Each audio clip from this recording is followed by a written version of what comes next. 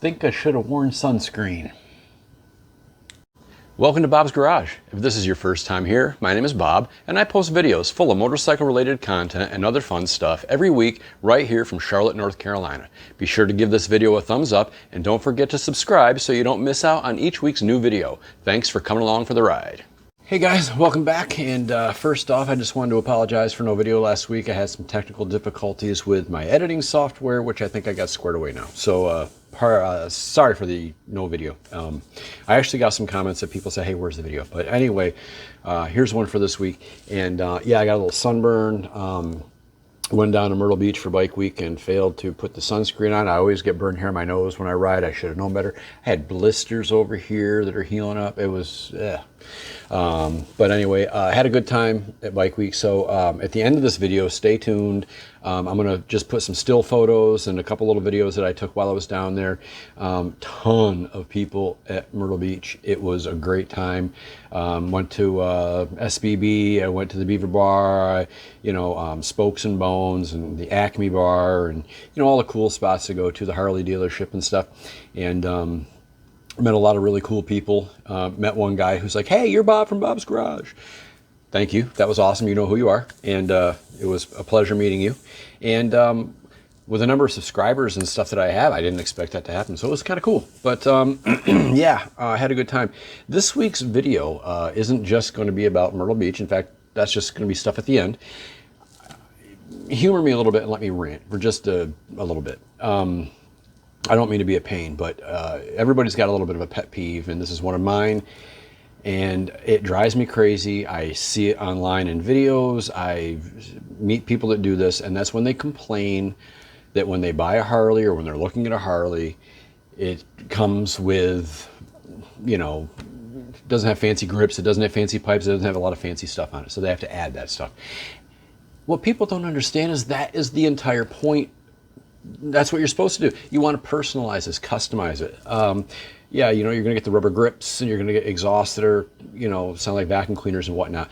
But that's the whole point, folks. I mean, that's one of the great things about owning a Harley is you're going to personalize it to your own tastes. And if a Harley Davidson came from the factory with custom grips and custom this and that and everything, if you didn't like it, it'd be a waste of your money, and that high-end stuff would be expensive to get rid of. Now, if you cut off a rubber grip, who cares? Just chuck it. It's not a big deal. It didn't cost you anything. But an example of this is last weekend I had to go over to Speedway Harley Davidson. I did my 10,000 mile service on the Heritage before I went down to Myrtle Beach, and that takes a little bit of time. So I had some time to wander around the showroom, look at bikes, chat with some of the guys, Jesse and those guys. And I saw these four folks walking. It was two couples, and they're probably in their early to mid 30s, okay? And they seemed cool, but the one guy had this look on his face. And now, keep in mind, he had a Harley hat on, he had a Harley shirt, so he was familiar with the bikes. Must have been a fan of the bikes, or he wouldn't have been wearing the Harley stuff. But he just had this look on his face, like he was really skeptical, you know what I mean? So they're looking at some bikes. They go over to the brand new 2021s, and they go up to this Softail Slim. Great looking bike. And he's looking, he goes, look at this thing. $30,000, and it's got these crappy grips and this exhaust and stuff. He goes, man, this is terrible. They should put some custom stuff on this. Drove me crazy on several points. Okay, first of all, if you don't like it, don't buy it. Second of all, my wife rides a Slim. Bought it brand new in 2020.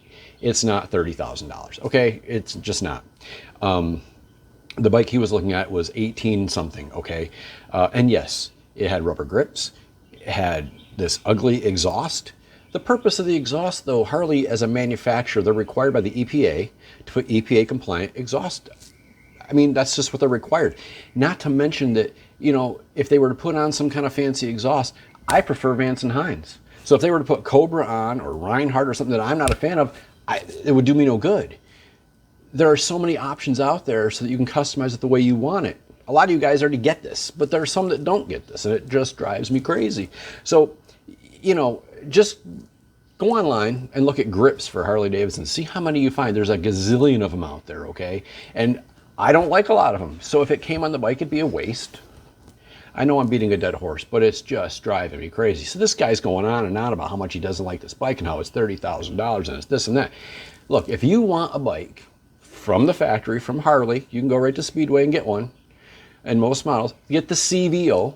It'll have everything on it you want, customized, the top end of everything. But it's not going to be $18,000. It's not going to be $30,000. It's going to be a little bit more. Now, I'm not saying that it's overpriced.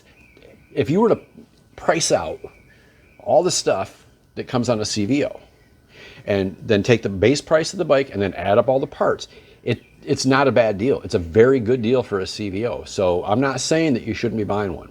What I'm saying is if you want one with everything already on it, that's the option to go. But if you want to customize, you buy a base model and you add the things that you want.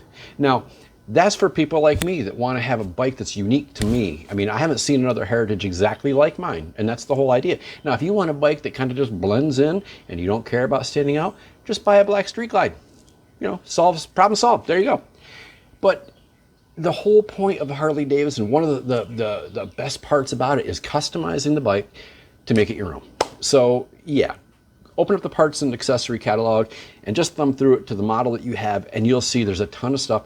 And yeah, and that doesn't include the aftermarket. I mean, there's a ton. Dennis Kirk and JMP Cycles, and I mean, there's a ton. So there's so much you can add, and it isn't going to come from the factory with all that stuff because you might not like what I like, and vice versa. And it's just a whole big thing. So, and again, I don't mean to rant, but you know, that just is one of the things that kind of gets under my skin. So, but anyway, like I said, I had a great time at Myrtle Beach, and the weather was absolutely perfect. I encountered no rain. It was nice and cool. It wasn't cold, but it was cool. It was comfortable. You know, it wasn't hot and sweaty, and it was just perfect. I met some really cool people.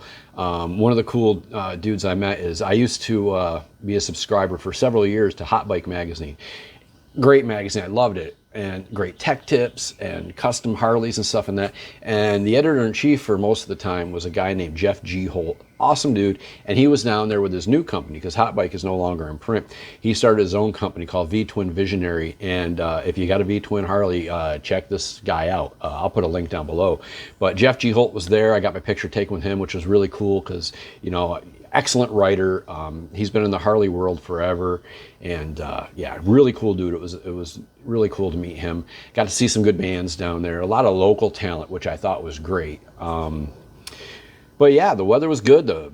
I couldn't believe the turnout. Ton of people there. It had to be pretty close to record setting. So yeah, I'm thinking I may go back down in September to the fall rally, and I mean, if the turnout is as good then, I mean, it'll be a great time. So hopefully the weather will be as good.